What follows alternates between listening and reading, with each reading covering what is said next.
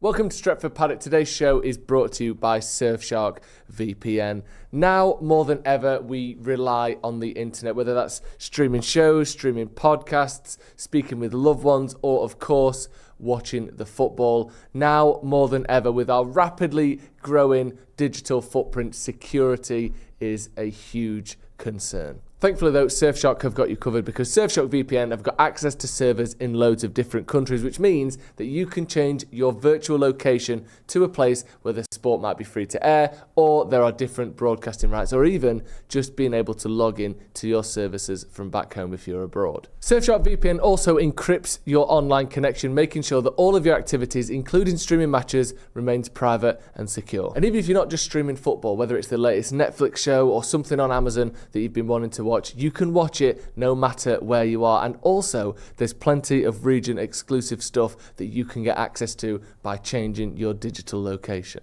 And by connecting to the optimized servers provided by Surfshark VPN, you may actually get faster streaming speeds and reduced buffering, so you're not going to be waiting ages to see if that last minute shot actually went in.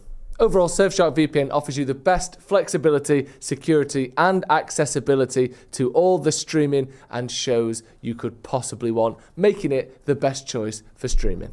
And currently Surfshark have a phenomenal deal on. Using the code Paddock, which is easy to remember, you get 4 extra months for free and a 30-day money-back guarantee. Again, 4 extra months for free and a 30-day money-back guarantee. Go and check out the link in the description. And thank you once again to Surfshark for sponsoring the show.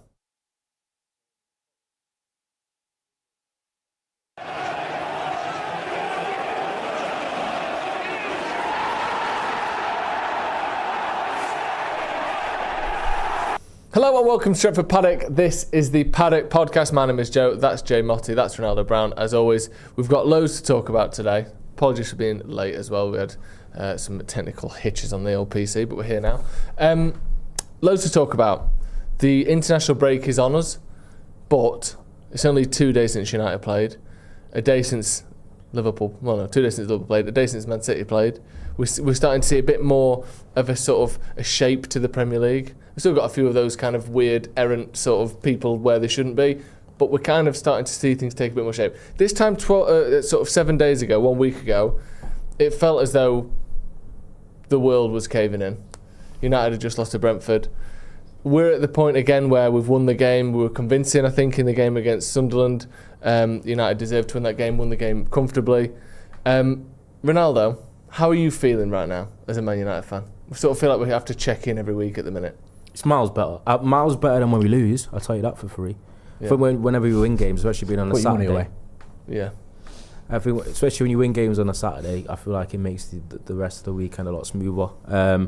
But in terms of my entire thinking, I still want to pump the brakes a little bit and see, especially when I've got Liverpool. When we've got Liverpool on the horizon, and you've got Brighton after that, who I don't think we've beaten 4 matches. Or is it something along them lines? I think at home. At home. Yeah. I think I still want to, because there's been a few victories that United have had under Amorim that have been false dawns. So I do want to enjoy the win. Obviously, it makes my mood a little bit better. It makes the mood of everyone a little bit better. Yeah. But in terms of how much it kind of moves public opinion or perception and moves the needle for me, not much. And to be fair, I expected there to be more like positivity and a bit more clamouring after the 2-0 win against Sunderland, because I think people have been itching for it, especially the people that are naturally optimists. But I didn't even see that. I think it's one of them where it was a comfortable victory. I wouldn't say it was like a stellar performance, but I think it was good and professional. And Sunderland, newly promoted side, I know they've been fairly decent to start, but I think it almost seen as a game that even in our current condition we should win, and I think we did the job well, and I was happy that we actually got a clean sheet. I think that was one of the biggest takeaways that I had from the game. It's mad, isn't it, Jay? Because we were talking before, and on one hand, obviously, Ruben Amorim still very much fighting to prove himself as Man United manager. We said breathing room on the thumbnail, because it's certainly not. You know, he's safe. He's got another 12 months, but at the same time, a win is better than losing. Yeah, you know, drastically so.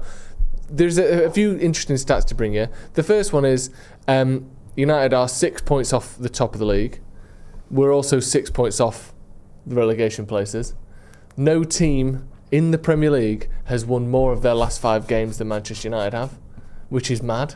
It's only 3. I'll be open with you. There's a few teams that have won 3, but no one has won any more than 3 of their last 5. Okay. So if when you phrase things in a certain way, United are very much in this.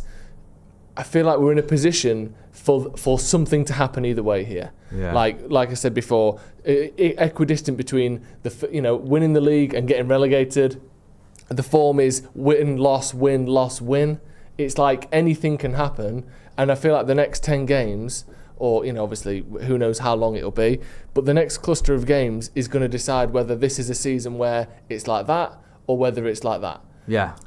I actually think. Go on. Sorry, before Jay. I think the season's going to be like that because we've had a lot of discussion. I think everyone can probably agree that the standard and the quality of the start of the season, the Premier League hasn't been that great.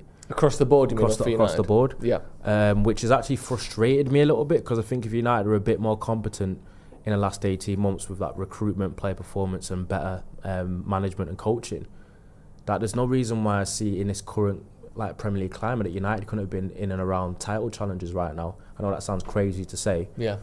Because I don't think the standard so far and the quality of season is that high, and I think it's going to be a bit of a clusterfuck, to be honest with you, in terms of between that 4th and 12th place throughout the season. I think the points total is going to be very tight. You saw it last season where was there not 4 teams going into the last weekend with the possibility of finishing top 4, or was it in the 4th or 5th places? I think that's another season we're going to have. I think the parity in the league's obviously improved, and I think the league table is going to be very tight throughout the whole season, and it could be one of them where you are sitting in 5th place, and then if you have 2 bad games, you find yourself in 10th or 11th. I think that's generally how the season is going to be, which will obviously be more to the fact of where we are now because we've only played 7 games. So it is one of those where if United lose against Liverpool and Brighton, then all of a sudden United can find themselves in 17th place. If you win both of those games somehow, then you find yourself right in the top 4 mix. But things can change so quickly, especially when it's this early, and it feels like everyone's taking points from everyone. How are you feeling, Jay, at the minute? It's a confusing time, isn't it? It's too early to tell, man. I'm glad we got a win. It goes without saying. I thought it was probably our most impressive performance under Amorim for quite some time, especially that first half. I feel like the team did what he asked them to do. The goalkeeper seems like an improvement. I know, again, it's early days, so I don't want to get too carried away. Sesko seems to look like the player that was hoping he would be. And Mason Mount, your boy, is justifying his start. When the team was announced, I think most of us, myself included, probably thought Mercedes Cunha would have started over Mason Mount, but Mount played very well. So there's reasons to be positive after that performance. It's just every time there is a good result or performance under Ruben Amorim, it feels like there's a caveat. Yeah. And I think the caveat with this is it's a newly promoted side. That is not his fault, but that always seems to be the narrative of it's either the opposition went down to 10 men, or it's a newly promoted side, or I don't know, there's usually some sort of excuse. Like the wins we've had this season, I think 2 of them have come against a newly promoted side, and one of them had one fewer player than we did for 40 minutes. There's always seems to be some sort of reason why people might jump on it and go, oh, what, but it's this, or but it's that. So I just want us to put a bit of a run together, have a few games where we can actually take stock and see us go toe-to-toe with teams that haven't just been promoted or haven't gone down to 10 men or haven't, do you know what I mean? There's no excuse, it's just a good performance against a good team. But it's certainly a step in the right direction. It's just one I'm not going to get carried away with just yet. Do you buy into that, though, the having to find a reason every time? Do you think that's a fair sort of, not criticism, but a withholding of praise of United, of newly promoted side? Because Sunderland, it definitely is, whether they were newly promoted side or not, were 4th in the league, I think, at the start of the weekend. It's not fair to say they're just some shit championship team the way we might have said that about Southampton last season. I think they've already got more points, or the same amount of points as Southampton had last year already. Or, they're 2 behind. It's something, there's a difference between Southampton last year and Sunderland the time we faced them. Do you know what I mean? I think there's a massive difference as well in the performance. That Southampton game, my cousin-in-law, if that's the thing, always goes on about this, because that Southampton game that we won rattled me more than the losses. Yeah. Because they were so bad during the entire season, except when it came to Old Trafford, where they were like prime Real Madrid. So I was well annoyed, and it wasn't until Amad Diallo decided he'd had enough and scored an hat-trick in about 10 minutes or whatever it was that sort of decided the game. look, Sunderland have been doing all right so far this season. It was a good performance. I think we can enjoy good performances without trying to be negative. I just talk about the narrative that's ongoing, and the only way you end it is you beat some good teams. And you beat teams that have been established, and you know what I mean? Like, that's the only way to deal with it. I'm not saying whether it's fair or unfair. I'm just saying it's one of those things that keeps getting levelled at this manager and this team because we're struggling. It's like people aren't going to go, well, you beat Sunderland, all is rosy. People go, all right, you beat Sunderland, fair enough, but it's still a team that you should be beating. Yeah, and I think with Chelsea, the caveat was, well, they went down to 10 men for 40 minutes. Ronnie was just talking then earlier about the first few minutes looked good for United. In many ways, it's a bit annoying they went down to 10 men because there's a good chance we could have beaten with 11, but we will never know. It sounds weird to say that, but I actually was in a way annoyed looking back at the fact that Sanchez got sent up because he did add that kind of caveat to it. Because United started so well in that first 5 minutes. I was intrigued to see whether United could like maintain that. But obviously we got the points, got the free, and anyway. But as for the Sunderland thing, it's still, you got to still add some sort of context to it, and also like saying, oh, Sunderland were fourth, etc. I'm still hesitant to like refer to league placings this early in the season as well, especially when after 7 games, different teams have such different strengths of schedule in terms of their. United have had obviously 2 newly promoted teams, but at the same time, United have played Chelsea, Arsenal, and City in the first 7, and then obviously got Liverpool next. But I don't really like looking until we said it before we come on air. I won't really take much stock in the table until about 12, 13 games in, especially because, as I've said, I think the league's going to be so tight now outside of the challengers that it only, even if you are sitting in 4th or 5th place after 10 games, I think a couple of poor results or 3 poor results on the spin, and then you'll find yourself lower bottom half. Yeah, because everyone, the parity is so there, and the quality isn't like excellent at the moment. Well, just go on, Jay. What were you going to say? I was just going to say, do you know what? Like, it's. I hate the word a relief, but it is just that's the sense I had at the weekend. It was just a bit of a relief. It's like just nice, decent performance. Can enjoy the weekend. There's not that fallout and that drama and that angst that we've got another 2 weeks now to wait to try and rectify a bad situation with a trip to Anfield, which is not ideal. It's not what you want. Do you know to what have I mean? To fix things. Yeah. Is it? Yeah. And I just feel like I'm sick of me and you doing a preview talking about must win. Yeah. It feels like, and we're not trying to be melodramatic, and I don't think there's anyone on this earth can ever accuse you of being anything other than supportive of Ruben Amorim and what he's trying to do. So we're not looking for reasons to have a dig at the guy. But you've got to be realistic on where we're at. And you're hearing things like these stories, well, Ineos are backing him, but if things don't improve, they're aware of the situation. They've got a shortlist if things carry on.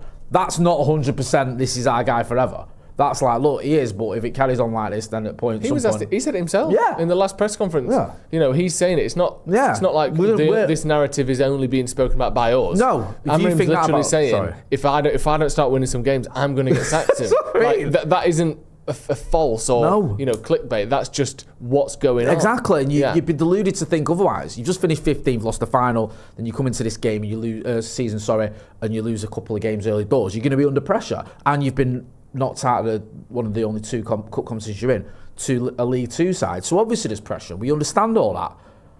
I just want to get to the point where we're not quite at this must-win stage.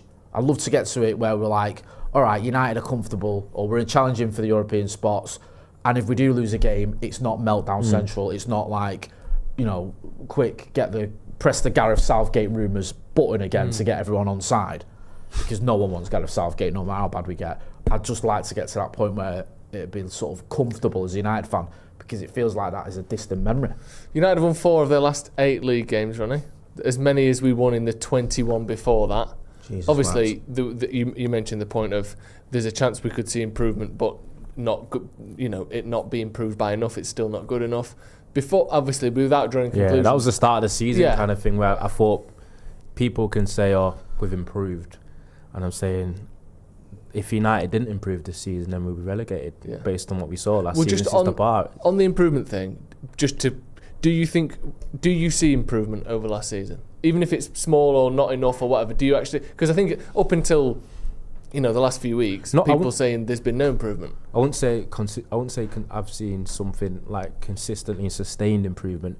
I've seen bits and pieces of improvement, some parts of the Fulham game, a lot of the Burnley game, and then obviously 5 minutes against Chelsea. It's just bits, it's like little spurts in it, and obviously I'd say the Arsenal game as well. I think when we caught Arsenal cold, I thought that was probably one of our better performances. But as I've said, the fact that we haven't won a back-to-back Premier League game under Amorim means that this squad does have the capability of playing well one week maybe to get a win and then not playing well the next. Yeah. So it just makes me like happy that we've won on the weekend, but still a little bit cautious to be like, oh, we've turned it around. And I think a lot of the fan base will took it that way. Yeah. I actually expected there to be a little bit more like over the top optimism after beating Sunderland, but I think everyone's almost gotten to the point where even the optimists have been like, okay, glad we won, it's good this team can perform, but they're still erring on that bit of caution of, can we now follow it up, because that's something we've not done in the Premier League under Amorim in nearly a year now. Like you said, I think the only time we're going to see people sort of let loose on the optimism a little bit is that back-to-back wins, isn't it? It's 100% you're right, Joe, because at the minute, I think you can make an argument either way, depending on what you wanted to argue. Yeah. If you wanted to sit here and say to me, look, I'm seeing some green shoots here. Sesko started scoring like regular, he scored back-to-back games, which is a positive. We've got a new goalkeeper in who's kept a clean sheet and who looks quite confident. That's a positive. Mason Mount's beginning to look like the player we saw at Chelsea. That's a positive. Bruno Fernandes had a couple of moments of magic in that game. There's signs there that he's still the player we think he is. I could agree with all that, and I could also say, all right, yeah, but the manager's won 19 out of however many. He's lost as many as he's won, I think, since he's been in charge. We've still, got this sort of doubt hanging over him. We're still probably, even though we scored a couple of goals at the weekend, there's still some worrying sort of numbers in terms of our attack, and the amount of goals we've scored in general isn't great. It hasn't been great for a little while. We've now got more and there's still points this question, than games played. Yeah, do you know what I mean? So it's almost like you can argue either way. Do you know what I mean? If you wanted to be negative, then there's lots of ammunition there. Yeah, if you wanted to try and be optimistic, there's probably less, but there's still something there to hold on to. So I do feel like we're in the middle. Don't get me wrong. What's that goal difference? Go on, is it 0? It's -2. -2. Love all that. See, there you go. That's in that column. Exactly, yeah. Yeah, do you know what I mean? We're literally 10th in the league. It's like we're in the middle of the seesaw. Yeah. And the next maybe 6 to 8 weeks will decide which way this is going. Because I think like every time it looks like Amorim's on the cusp, he's about to go, it's an embarrassing defeat, it's a Grimsby, it's a Brentford, it's whatever. We follow up with a win and a relatively convincing one. Because after Grimsby, was it the Burnley game? Yeah, I think there has been this sort of and it was peaks and troughs, well, not peaks and troughs, but must win, we win. Yeah, wheels are coming off. Okay, bit of positivity. Oh no, another defeat. And I saw another stat today. I think United have had the most shots of anyone in the league and have conceded the 4th fewest. Right. So good. And again, but it all has to start translating to wins, and it has to start translating to consistency. Because I think more so for me than Ten Hag's second season, most weeks I watched us and thought we're winning more games. Obviously, I know we finished 8th that season, which was the worst we'd ever had then. But looking back was absolute bliss. Yeah. But it was more painful to watch more of those performances. Yeah. It was like every time we win, I thought, I can't believe we've won that. Yeah. And when we lost, I thought, yeah, that makes sense. We were conceding 20 shots a game. It was clear that we weren't going to be able to be consistent. Somehow we finished top half. I don't know how. When I watch us now, I see fewer weaknesses and more strengths than I saw then. Yeah. Obviously, the problem I don't know about that one, Joe. Do you not think? No. Really? What, Ten Hag's second season? Where we conceded 20 shots a week? I feel like it's almost, what's weird? I feel like under Ten Hag we conceded 20 shots a week, and it was obviously way too many, but a lot of them were like speculative long shots. I think the XG net was never that high, but it seems like we concede less shots under Amorim, but the shots that we concede are almost better value, or maybe also you got poor keeping to aid to that. But I feel like when we're comparing the second season of Ten Hag to what Amorim is now, you basically it's the argument of which is less shit. Yeah, of course, it is. And the only sort of positive for Amorim in that respect over Ten Hag is Ten Hag went the wrong way. It went in the wrong direction. Like, he had a very good first season, which wasn't perfect. Anfield happened, unfortunately. And losing a cup final to City is never a good moment, obviously. But we won a trophy. We beat Barcelona. We beat City, Arsenal, Liverpool. Got to 2 finals. Got to 2 finals. Yeah. Finished 3rd. It was, on the whole, it was a good season. Yeah. But then the second season was massively deflating, despite having that magical moment, it was the magical moments in the FA Cup and that brilliant final. Yeah. It was still, as Ronnie said, scarring. The Amorim's come in and he's been underwhelming, and then this season there's been some things you can look at, okay, maybe this is sort of moving in the right direction. We'll have to wait and see if it does. Yeah. But I'd rather it was that way around, where he starts off badly and gets better than starts off well and gets worse. Yeah. So we'll have to wait and see if that's the case, because it's far too early to tell. I honestly hope, right, Ruben Amorim, these next 2 weeks, and I know we shouldn't be sort of getting ahead of ourselves, but I can't help it. It's massively on my mind. He's saying to these players, he's saying to his coaching staff, he's saying to everyone, look, we can win at Anfield. Like, we can. Let's go for it. It's not impossible. This is a Liverpool team that I know at Anfield, they're a very good team. It's very unlikely we're going to win. I'm not saying that. But that should be the focus now. And that should be the belief is like, look, come on, we can turn up in a game. We want to silence all the critics. We want to show that we can beat a good team. Let's beat the reigning champions and let's get this team going. That is the game that you can do it in. No one can question that. I don't give a shit if Liverpool go down at 8 men and we win. Like, if you beat the reigning champions at Anfield, everyone will be bang on the optimism bus. Yeah. That's how it happens. Obviously, it's a massive if. But that's what the club should be looking at, because I'm sorry, call me deluded, call me old-fashioned, call me anything you want, we're still Manchester United Football Club, and you still should have a bit of pride and a bit of belief, especially with some of the quality we've got, that you can actually go to a team that have just lost 3 successive games and get a fucking result. That's what's bothered me. I feel like the standards have been dropped so low in a way, but like, I know you have to kind of temper expectations a little bit and almost not be too delusional, but even still, I feel like it's dropped below that. And I think that the argument has been like Amorim has a different set of standards than every other manager that's managed United. I think any other manager United before him would have been sacked with the obviously record that he does have. But what's happened is, because each manager's failed and United obviously are seemingly desperate to have this kind of like Fergie-like tenure of like something long-term, or like almost like not wanting to change the manager again. It feels like it's dropped the bar even lower, and that's why. Like, and I think you can almost see why some people would think that way, but you don't want it to almost go too far, because I feel like, as you said, with Amorim and United that you're looking at now, I think Ineos needs to be looking at him thinking, what do you think Amorim's ceiling is, rather than like how much can we raise the floor. Do you see Manchester United winning a title under Amorim with the way he plays? Do you see us challenging for Champions Leagues with him eventually down the line with the way he plays? I think that's got to be the led thinking by Ineos, and not can he get us Europa League, or can we not finish in the bottom half or top 10? I think that's the only reason he's still here, personally. So I think that they think him playing with a team built for him, because let's be honest about it. Amorim has got 4 players in the first team that he brought in. He's got Dorgu, he's got Sesko, Cunha and Burmo. I'm not saying those 4 should be enough to bring you up the table and improve you and get the team gelling, and you should be able to get other players to work for you. I get all that. But he has got 4 players in the starting 11 that he brought in. And Dorgu. I said he's one of the 4. So Sesko and Cunha and Burmo and Dorgu. Okay. Yeah. Aiden Heaven, we're not counting. Yeah, he's a star. Not that he's not a good player, but obviously I get your point. The same with Diego. In terms of let's be real. Nah, I hear that. Yeah, I hear that, and like so sorry. No, go on, please. I think obviously I think what you're partly right, Ronnie, about the sort of the steady dropping of standards at United. But I also think you have to say that these standards have been fluctuating between 2nd and 6th or 7th, and let's say 8th. That group there is where we've been for 10 years. So it's not as though it's been slowly downhill.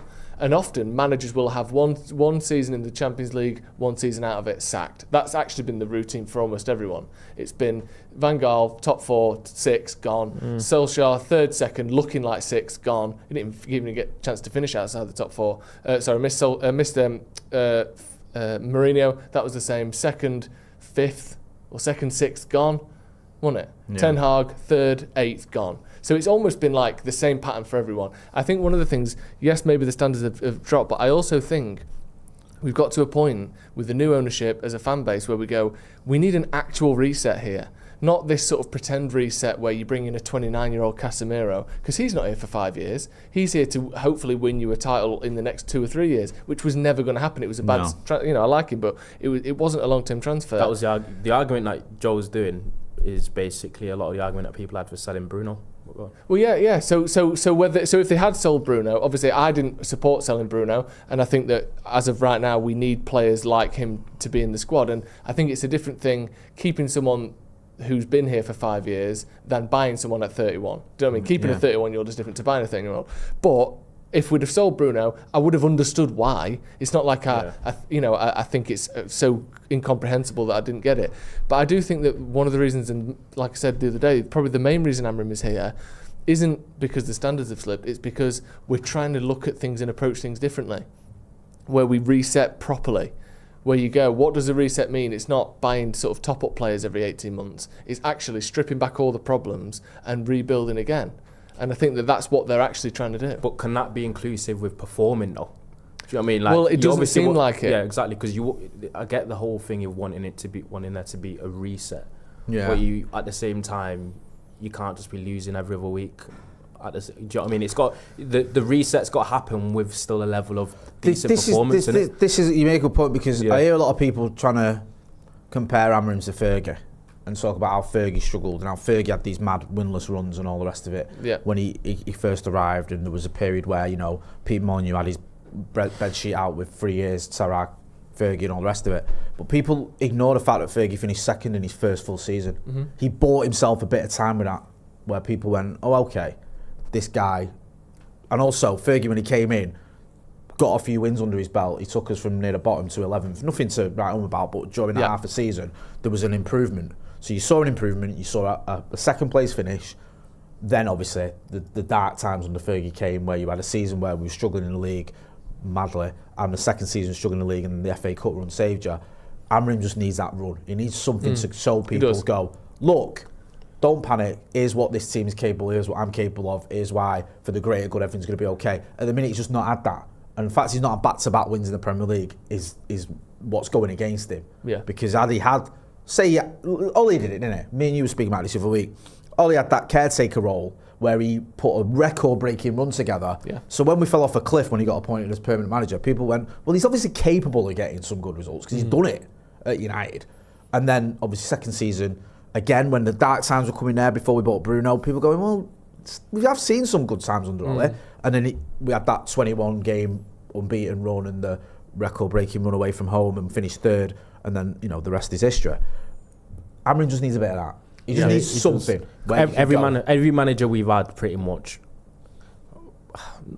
especially more so recently, if you're talking about likes of Ollie and Mourinho and even Ten Hag, they had some runs of victories and really good performances. I think I can vaguely remember there being probably a 10-game period under Ten Hag where he won a majority of the 10.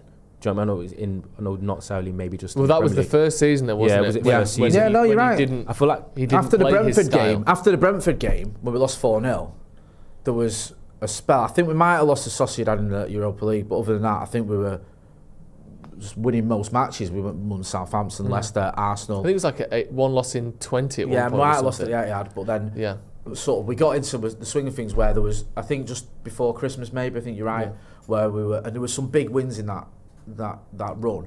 It was between the World Cup and the Carabao Cup final, that wasn't might be it? it. That was might be it. I'm getting it mixed up. Yeah, that's it. You're spot on. And beating Arsenal and Liverpool, Barcelona and all that is like, okay, like, this is what it's capable of.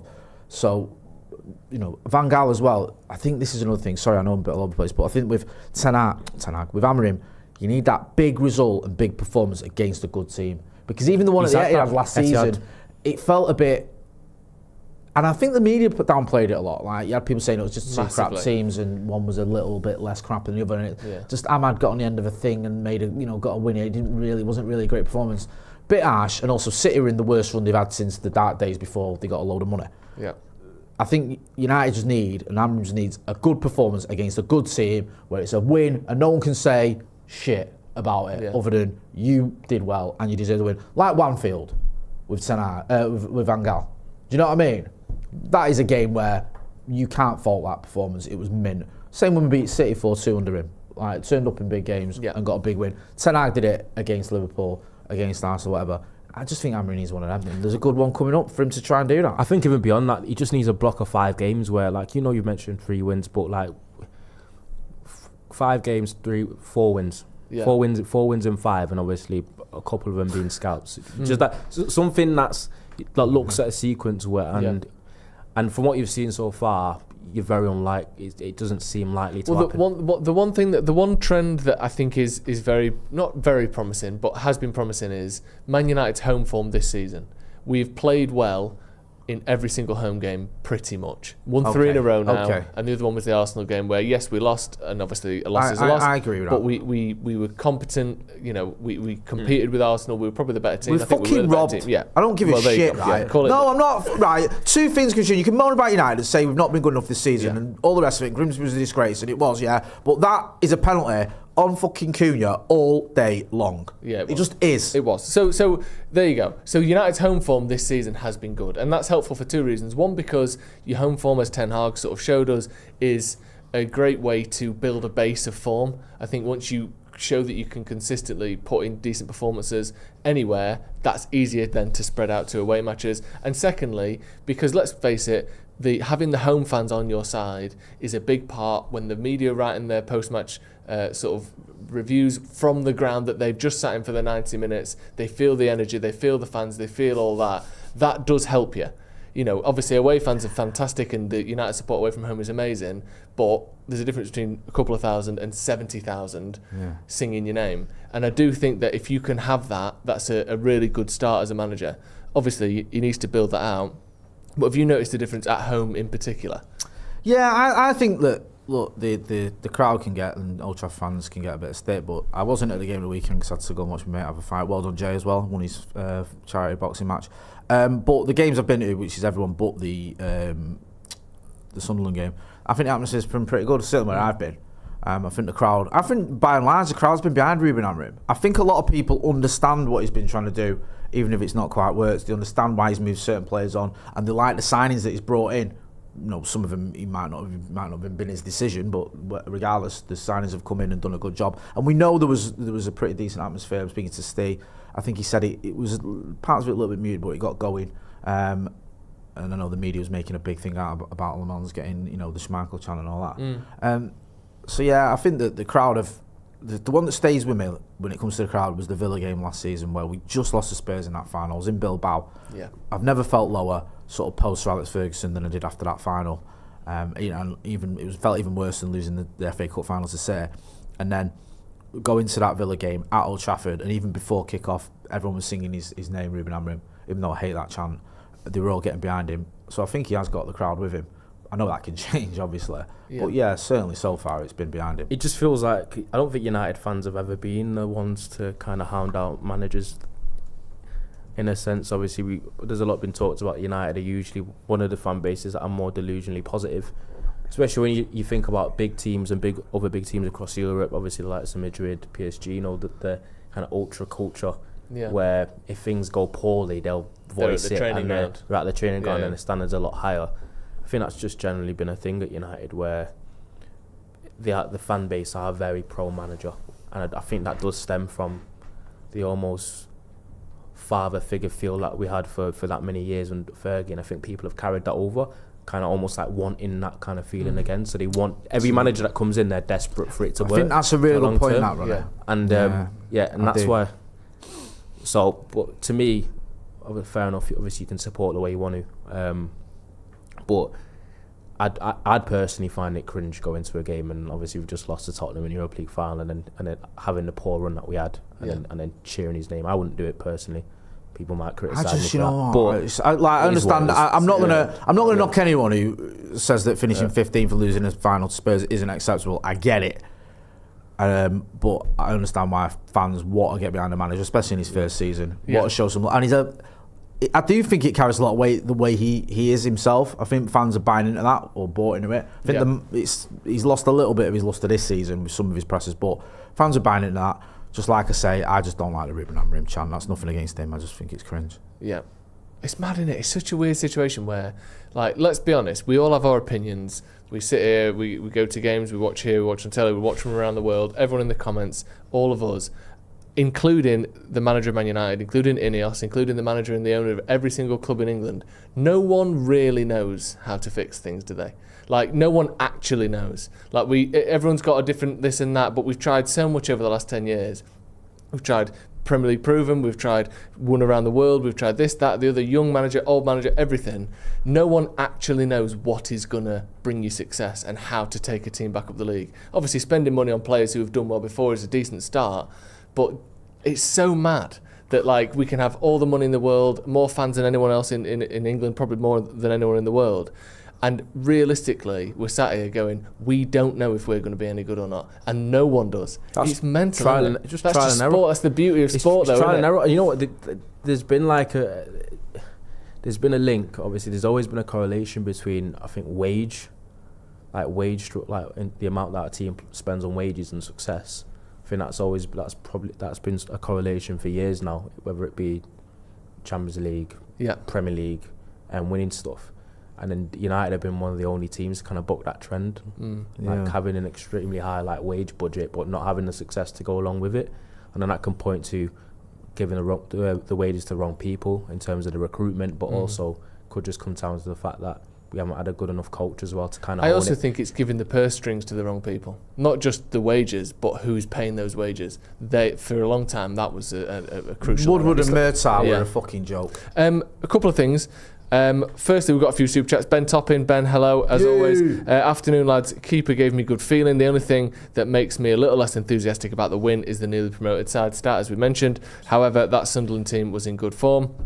Completely agree. Juan Martinez says, why the constant clickbait negative video titles? Even wins now are talked about negatively. Rebuilding for 2028 title challenge. Patience, people. The thumbnail is breathing room, which for me is a positive thing. You can't look. You can either be realistic, optimistic, or do you know what I mean, completely fucking deluded, and we try and get a balance here of criticising what deserves to be criticised and remaining sort of positive and supportive, and I think we get it right more often than we get it wrong. We're not infallible, but yeah, I'm quite happy with what we do. And also, in the comments, there's a real mixture of you guys are letting the standards drop and yes, we should back the manager. So I just think we're at a time where whatever your opinion is, that's the fans. You are going to be in opposition to a large portion of the United. I like about this channel as well is I think each of us individually, because it's not just one we haven't got we don't get a sheet of paper that says right, this is the party line today, lads. Yeah.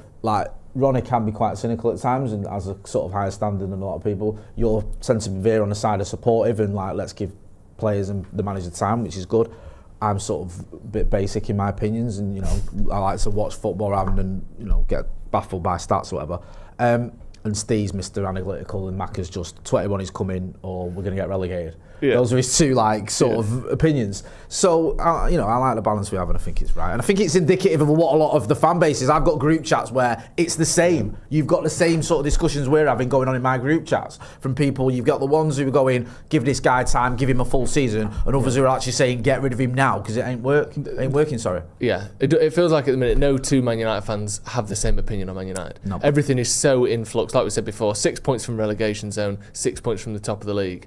It's just what you make of it. At the moment, Amorim is obviously struggling, but it was a good win. Three wins in the last 5 is better than, 4 wins in the 21 before that. There's clearly a bit of push and pull here, but I don't think, like I said, I'm glad that we have people representing different views. Colin Wilmot with a super chat as well said, when's the last time we conceded with a piece of magic? It always seems to be an individual error. Maybe maybe that is what RA keeps saying. I don't know who that is. Ruben Amorim? Oh, Ruben Amorim, of course. Maybe, yeah. It just seemed like we're just big wide spaces or goalkeeper errors, doesn't it? But there was none of that against Sunderland. 0 goals. Antel says, Ineos brought a manager whose entire system relies on a top-class midfield, then didn't buy midfielders. Has he really been backed properly? No. You've got to be careful what you wish for as well, I know it's early days, but weren't you saying Baleba struggled this season? Oh, massively, yeah. Another 45 minutes and taken off this week, yeah. We could have sold Bruno and spent all that dough on Baleba and you could be sat here moaning about him. You don't know, do you? Yeah. So, I don't know, I still like Bruno, man. Yeah. I still want a new midfielder, but I like Bruno Fernandes. I'm allowed to have those two opinions. No midfielder was poor for me. I've said that I think it was the biggest miss in the summer. You were advocating for a midfielder for ages. I'd be surprised if United don't address it in January, and I still think they will too. I still think the season won't be optimised unless United do get a midfielder in. And obviously it sounds easy to say just get a midfielder in, but then it's still got to be, you got to make sure the midfielder that you recruit is actually good enough to add something to the team. because you could get a body in terms of midfield. That's not what I mean. And could What's just be the point? poor. It ends up being what's the point, which is often what's happened with United, because United have gone into windows. I think United went into 3 summer windows in a row, needing a right winger, because the right winger they signed the season before ended up being rubbish. Anthony, and then it was like Sancho afterwards. Oh shit, we need to buy a right winger again. That's what United have been really good at in the recruitment, is having an area of need, spending a lot of money on it, and then having the same area of need either next year or the year after, because they end up being bought the wrong person. Ray Carl Brown Amory says, for me, I'm a realistic fan. The squad is not ready to win the Champions League and the Premier League. Get Europe consistently and then go bigger. Amorim needs a run. Matt G says, I think a large part of the Old Trafford support for Amorim is to combat the constant negativity from the media towards him. Right. And Chris Christodoulou says, hi gents, what are your opinions on playing Mount as a forward in a 4-3-3 in the half space to link up with our midfield? He's very intelligent on the ball and has great positional awareness. Thoughts? I think where he's playing now is his best position. Yeah. I think he's one of the few players that you look at and go, this is where he should play. Inside, left, attacking midfield, perfect for him. Yeah, he's doing well, drop man. Back in. He did a lot of that. United did a lot of attacking in a sort of 3-5-2 kind of shape and defending in 3-5-2. There's a lot of 4-4-2 in there as well. But we saw Burmo and Sesko as a sort of two strikers, and Mount really took back in. And I think at times, when especially with struggling midfield, that's perfect. Should we get on to Wally of the week then? Yeah, why not? I'll start. Go on. Liverpool. We lost 3 games in the last week, or a week and a day now. So Wally of the weeks. Wally of the whole week is Liverpool for the last 3 games. I think they have finally got what was coming to them from the first sort of 6 weeks of the season. I think we sat just here in on this time. channel. They're unravelling just at the right time. Looking like an absolute fool, sat here saying how every single game I've watched of Liverpool this season, they've been shit or close to shit. Yeah. Where it's either hanging on for dear life like it was against Everton, waiting for a last minute winner like it was against Newcastle, etc., or not doing anything like they did against Arsenal. And finally, teams are going, actually, if we just go for it and work hard and just chuck the ball over Salah when you're trying to press, we can get out and we can do stuff against you. And, long may it continue. Obviously, they're still 2 points off the top, so it's not horrendous. But I don't think Ruben Amorim's ever lost 3 games in a row. Slaughters. Ronnie? I'm going to say FIFA. FIFA as in the company? The world organisation, the body. The organisation. All right, you're going for putting another international break so soon after the last one. Because now I've got basically 10 days of boredom because I don't watch international games. So I'm going to make them Wally of the week. Too many games for the players anyway. Players getting injured at an alarming rate, and it's just the worst couple of weeks of football ever. It's annoying, isn't it? Yeah. Jay, yours? I want to do an opposite of Wally of the week. I'm allowed to do like a legend of the week to Kay Kurd. Yeah. Sorry, to Joe Smith. Go on, Joe. Yeah, Kay last night, man. Went to watch him at the Lowry. He was amazing. So funny. Proper cheered us all up. And then afterwards, went to dressing room and met the greatest footballer ever. Pele. Yeah. The white Pele was there. And spent a bit of time with Wayne Rooney, so it was just an amazing night. So I've got to thank Kay, man. Absolute legend. So how good is that? So use the Wally of the week just to glow. Yeah. Yeah, it was a name drop of the week. Yeah, unashamedly name dropping, and Karl Anka was there, which made it even better. That's do you know what I mean? So it was me, Mackie, Karl Anka, Wayne Rooney, KK. It doesn't get much better than that. That is great. That is like, do you know what I mean? We've not had a lot of time to talk. Blunt rotation, as we've not had a lot of time to talk about it on here, unfortunately. I'm sure you will get more time to talk about it on the channel. Yeah. But me and McCullough went into some real depth on it in Uncensored, which is coming out in a little bit. So tune in for that if you want to hear all of the details of that. But I'm happy for you, Thank you. Because you had your Eric Cantona evening. Yeah. So you know what I mean? Yeah, you did. So that was my evening. Yeah. You've had a few. You've had a few. Yeah, you were like mingling with R9 and all that, weren't you? I didn't actually get to meet R9. Did you meet Roy Keane? Who did you meet? Who did you meet? You met someone. Met like Batty Stewart and Mateus and all them, didn't you? Yeah. Oh yeah. Just some of the greats. Cafu, the World Cup winning captain that was Cafu. Yeah. Is that it? Loser. The rest weren't as good. It was just being in a bar. Jermaine Genus, Alan Shearer, Genus, Robbie Keane. Joe Cole. Yeah, you can clear off. God, load of scousers. Jesus Christ. That's horrible. Right. Thank you very much for joining us. This has been the Paddock Podcast. We'll see you in a bit.